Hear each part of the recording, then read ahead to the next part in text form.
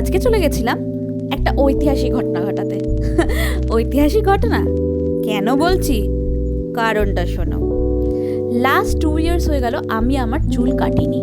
হ্যাঁ, কাটিনি, ঠিক শুনছো, গত 2 বছর আমি আমার চুল কাটিনি।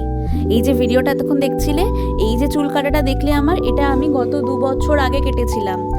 কারণ তখন আমার মাইগ্রেনের ইস্যু চলছিল বলে আমি চুলটা একদম ছোট করে দিয়েছিলাম।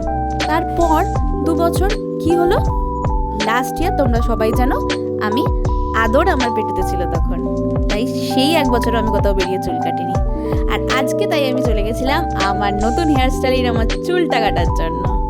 তো কি চুল কাটলাম দেখে নাও তোমরা, অনেকটা সুন্দর লাগলো। হ্যাঁ, চুলটাকে বেশি ছোট আমি ইচ্ছে করেই করিনি, কারণ মৈনাকের পছন্দ নয় বেশি ছোট করে চুল কাটা।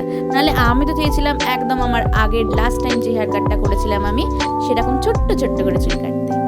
তোমরা জানিও আমার এই লুকটা তোমাদের কেমন লাগলো। বাই।